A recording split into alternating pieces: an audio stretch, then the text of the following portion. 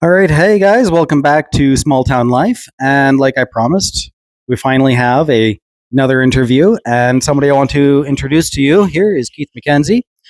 I've had the pleasure of working with this guy for a few years now.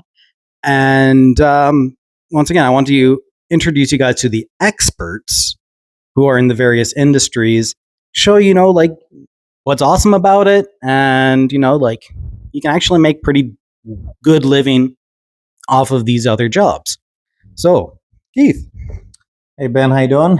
pretty good. Good. Well, Yeah. thanks for having me on your show here. Yeah, Always a pleasure to help you out. yeah. Likewise. Um, So, you own your own business, that's correct. Yes. and what industry would you describe your business as? We're quite a very diversified company. We like to have our main focus on the forest industry. Yeah. Whether it's we're logging for some of the major licensees, or we're logging private lands. So that's what we've been doing here for the last number of years, and it's there's definitely been some good times, and there's definitely been some down times, and that's basically in any industry Yeah, that you come up with, and your but ebbs and flows. Yeah, ebbs and flows is right, but it's what you make of it, and if you're and for us, that we can stay diversified enough, yeah, um, just to overcome the down times. Yeah. So yeah. Because you are primarily in the forestry industry. that's correct. Yes, You do land clearing as well. yes. And also, you do volunteering and the wildfire. Yeah, so wildfire isn't volunteer. Well, we're paid. Oh, okay. Yeah, we are paid. We have a provincial contract with the BC Wildfire for the danger tree falling, and we're there. Basically, it is for us to work alongside our local firefighters to protect our forest and our jobs industry. But also, it's a great opportunity to serve your province. Yeah. So Yeah. It's a really good way to help your community out. absolutely, Yeah. yeah. And then one of the things about the BC Wildfire and providing them with us a falling service, we get to travel around. Yeah. We're from right from the Yukon border right down to the bottom end of Victoria, and so that's where we go. Um, and over the years, we've been doing that for more than about 20 years now. But I mean, some of the communities we've been able to see, and the people that we've met along the way is absolutely amazing. Yeah. We've met people from different countries firefighting, trying to protect our forests here and our lands in BC, and a lot of great people, a lot of great small communities out there that that are forestry orientated communities, and then they really need the support of our local governments to keep these small towns alive. Yeah. Mhm. Awesome. So, Yeah. So, some of the stuff that I've helped you with, some of the various jobs that we've done, is we've done some road building mhm. for so you can get to some of your lots Yeah. that you're clearing. Yeah. And even more recently, we helped with some of our customers there that need basically a lot of lumber removed from their private residence. That's right. Yeah. So one of the projects we're working on now is we're basically fire guarding these people's homes. Yeah. Right now, so everybody's a big concern. Climate change or weather change, or however you want to put it. Yeah. So people a little bit more aware of or concerned. So Yeah. so right now we're finding that we're getting a lot more calls for us to come in and assess kind of the properties and just to have a look.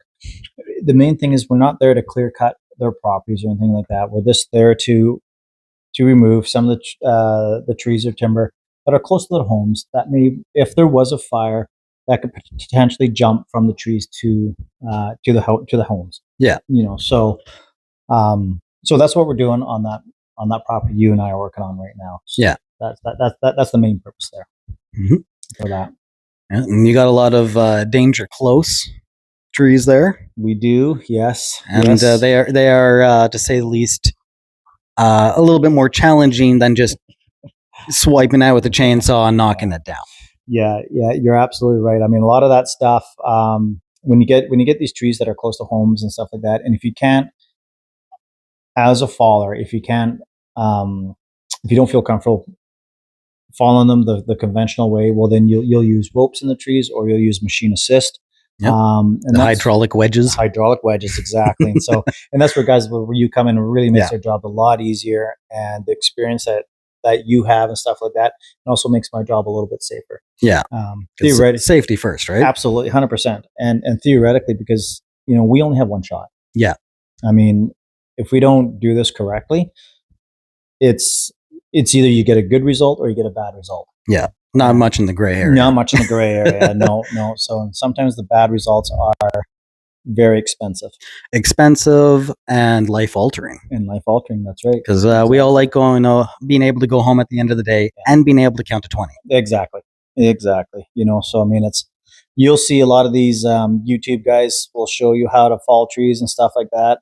And I've watched a lot of them, and a lot of them, if you're out there in TV land or YouTube land now, watching somebody how to cut down a tree, none of those videos you should ignore. Because I'm sorry, some of them are just horrendous. But these people are trying to teach, and quite honestly, like, I get it. Everybody wants to do a little bit around their place and stuff like that. But if you have the time to call somebody in to at least help show you, it doesn't make you a faller, professional faller. It's a trade. Yeah. And it takes time to master the skill. But I'd be very careful what you watch on that, about how people cut down trees. So yeah, just for those out there, just be careful. Yeah, because a lot of the trees that you're dealing with aren't just like your little 4-inch alders or whatnot. We're dealing with cedars or firs and hemlocks that are few feet in diameter. Yeah. I mean, relatively speaking, in the forest industry, these are like average to below average size trees, but it's just how it's basically where they're positioned. Yeah, they're very close to the homes, the power lines, and stuff like that. It's tight quarters. So some of them we will have to climb and put a rope in, or maybe take them down in pieces and stuff like that. It's just whatever we feel comfortable with doing, and of course we'll be doing it the safest way possible. So yeah, every tree is different. No two trees grow the same. So everyone's different. Everyone's different. Yeah. Another thing that you get to do as part of the forestry industry, and also just the lumber side of it all as well, is not all of the wood that comes down is something that everyone wants to use. That's correct. Yeah. You'll have what some people consider just waste wood, but you've been able to turn that into something that extra as well. So you're absolutely correct, and I think you've been a big part of our walk in that part. The times that you spent up in the hills, extracting, loading our bins and stuff like that.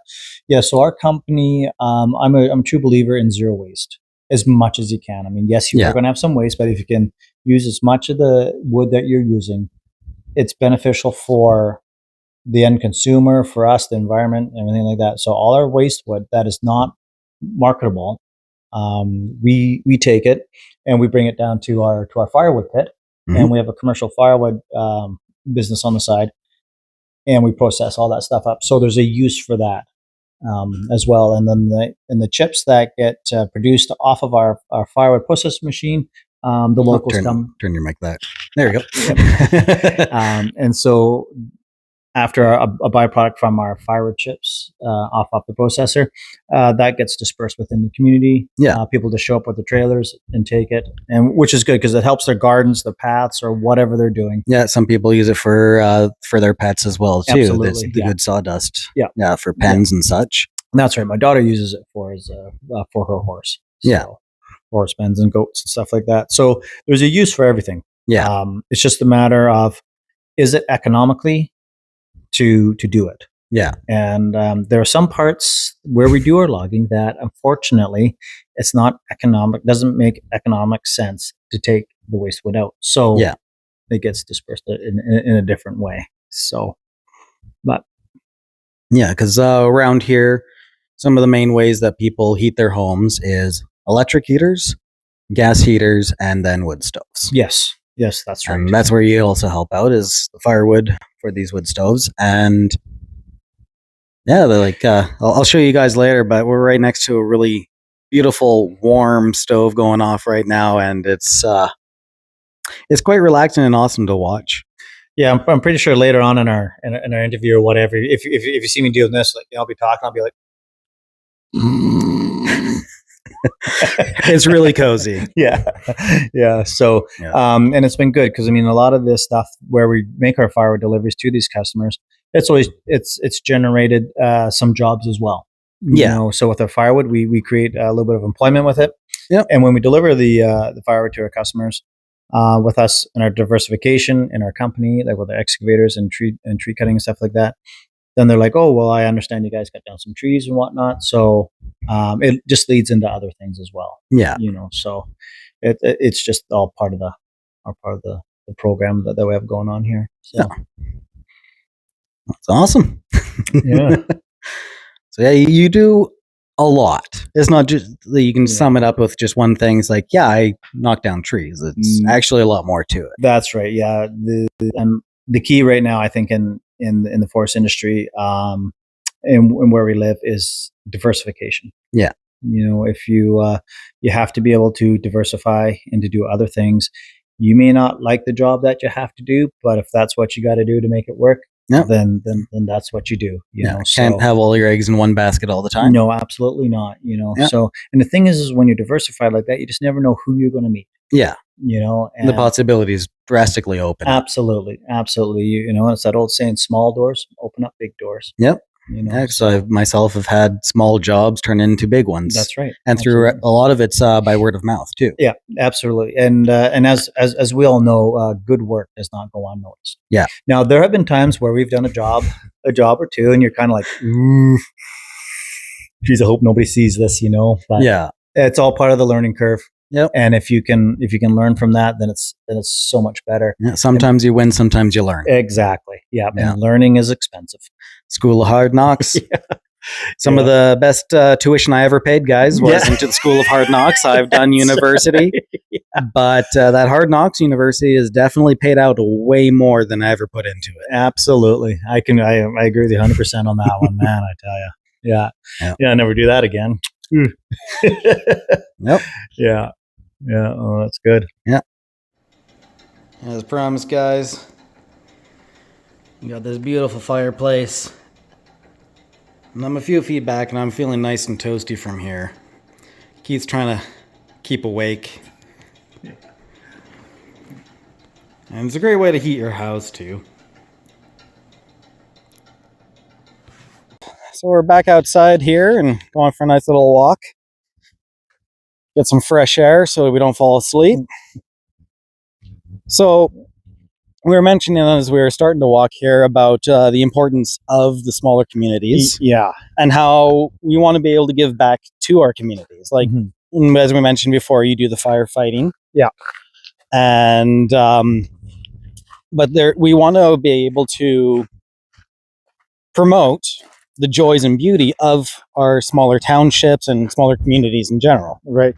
Yeah. I mean, when you look at, like I mentioned earlier, there you go. Yeah, when it's like what I mentioned earlier, when we've had the opportunities to go out to these small communities, like we've been all the way up to Fort Nelson, fighting these fires.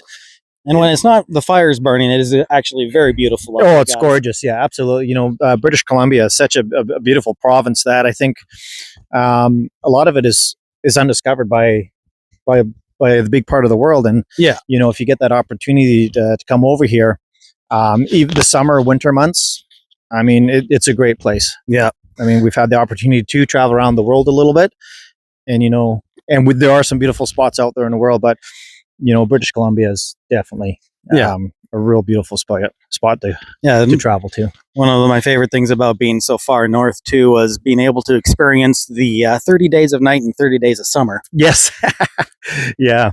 So, speaking of small towns, it's my middle boy has qualified for the U15A provincial hockey championships, and now we get to go to Cranbrook.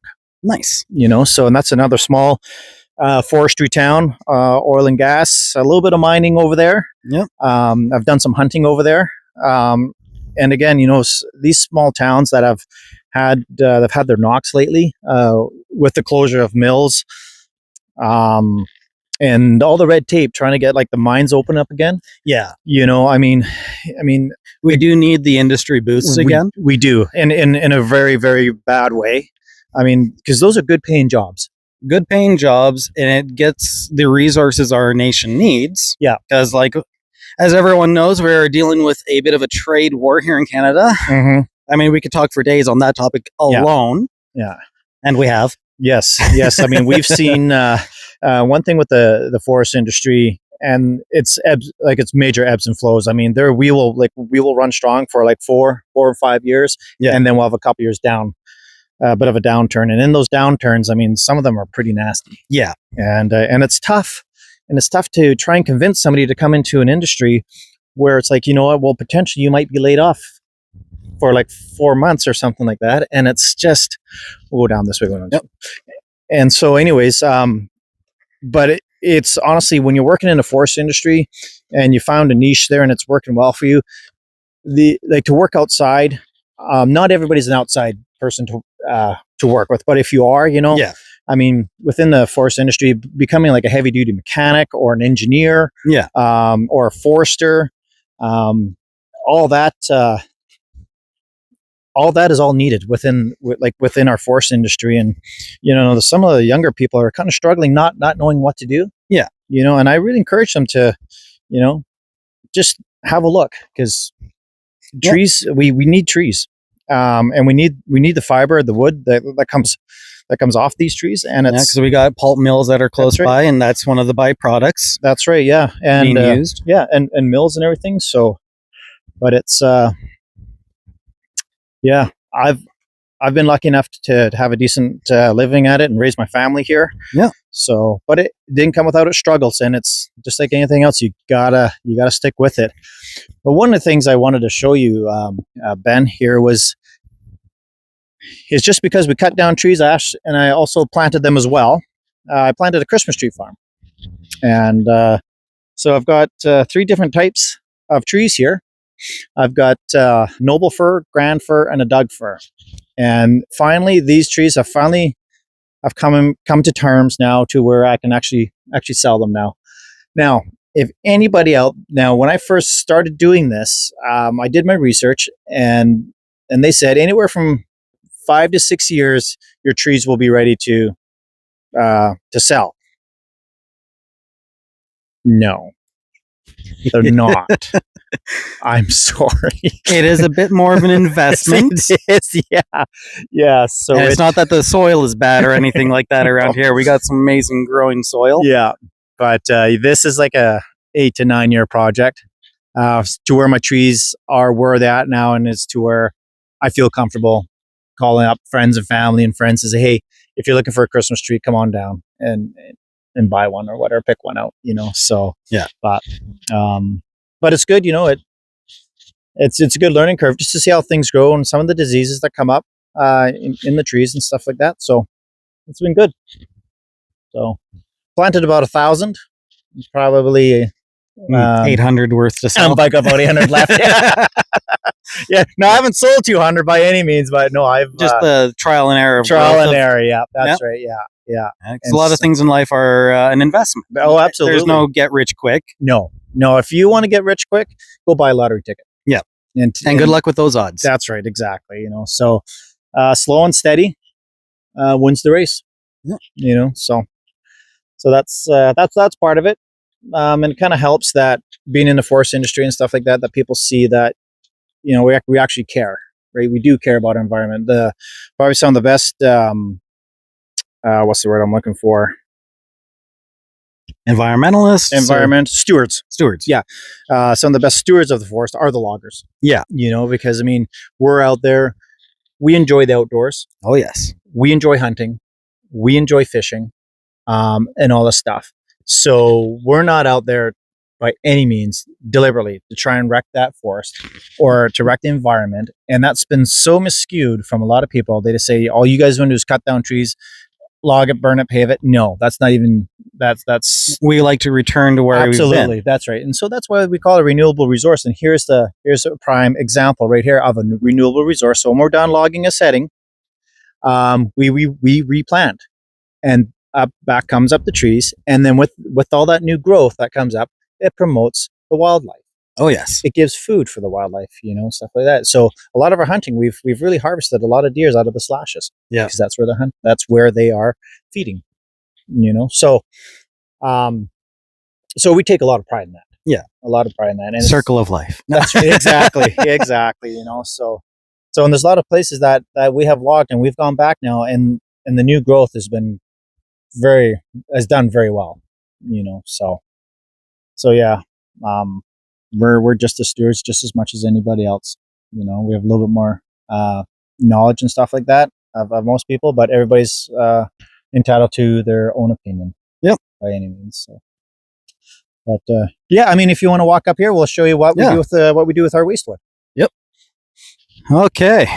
So here we have a few toys, little Tonka toys. And yes, guys, that is an excavator. Well, what we have around it here is the firewood. Well, what will become firewood?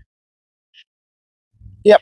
Yeah. So a lot of this stuff here, a lot of people, when you first see this, you guys will be saying, "Oh, you know what? This wood here should have gone to the market, whatever." But no, this wood here is not marketable or profitable for us to sell.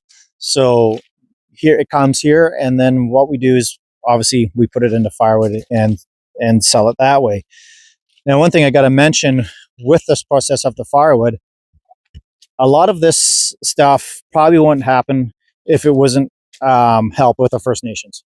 And yeah, and we've partnered up with the First Nations local here, Danny Myers Contracting. His company and his wife were a big part in making all this happen.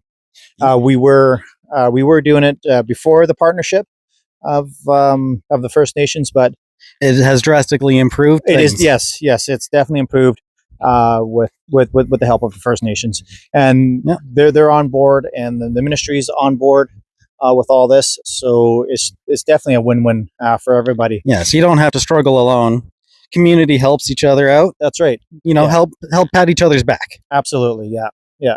So along here's our firewood processor, and this firewood processor is a Dyna. It's an SC16 firewood processor. These things are made down in the States. So we brought this thing up quite a few years ago from there. And here's one of the products that come off of the firewood. Obviously, is all these shavings, and all these shavings here are used by local gardeners and people with horses and goats and animals or whatever.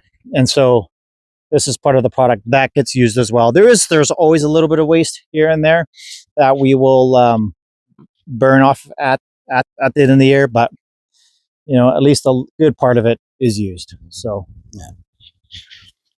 And with this equipment that you see, the equipment breaks down. Yep. And things need maintenance. That's right. Yes. And just like our own bodies, you got to take care of things. Otherwise, they stop working. And even when you do take care of things, sometimes just some parts finally wear out. That's right. Stuff breaks. And that's where guys like Ben comes in with his mechanical knowledge. Yep. Or we just have to get somebody else in to help us out. And again, that's part of the circle. Yep. It's part of how I met you in the first place, was helping you fix a few things first. Exactly. And then you find out that, he's got a truck driver's license. Yep. So he can drive truck. And what do you know, Ben? You can operate excavator as well. Without crashing into things. Exactly. Yeah. So you are diversified. Yeah. And so yeah, it is a circle with all the stuff. I mean, with all the mechanics and machines, that becomes the parts stores, the tire stores, and all that stuff. And that's obviously just part of our community. And those are the things that that maybe a lot of people don't understand is like when you have these small towns that when these mills shut down, it's just not the mill shutting down. It's your tire stores, it's your parts stores, it's your communities, business communities that suffer, you know. Yeah. So, and that's tough. I mean, it's such a chain effect. Now towns nowadays are diversifying into more other things, mining or tourism. But I mean, like our government has to step up and start taking down a lot of this red tape, so we can streamline a lot of things, so we can get this our economy and our province back on track again, and back going. Because we all know, and you know, how expensive it is to go buy groceries, to put fuel in your vehicles. I mean, it's not cheap. It's not cheap anymore. Nope. Paying rent. Yeah, paying rent has drastically gone up. Yes. Yes. Doesn't matter where you are, but typically with our smaller communities, it is usually a little bit less in there. Mm-hmm. We are a bit of an exception here on the Sunshine Coast in that regard, because we're now almost like the suburbs of Vancouver. That's right. Yeah. Just an extra ferry ride for your traffic commute in the morning and evening. Yeah. We are lucky. We are a little bit lucky here with that ferry. That separates us a little bit, but in other ways, it kind of doesn't. Yeah. You know, so. A blessing and a curse. It is, exactly. Yeah. When that ferry breaks down, you can't get home, or you're delayed for your meeting or your event that you have planned out of your control, right? But you got to put that as part of the planning. That's right. Exactly. Yeah. That's part of life on the coast. You make plans, then life happens. Exactly. Yeah. Yeah. Once again, guys, thanks for tuning in for this awesome interview episode. If you like what you heard, like, comment, subscribe. And if you didn't like it, sorry, not sorry. Yeah. It is what it is, guys. That's right. Yeah, it's what you heard here today was the truth. So, yeah. I mean, it's not everybody's going to like what you have to say, but at least you heard it, right? Yep. And once again, share with your family and friends. And we'll see you all in the next one. Cheers. Thank you.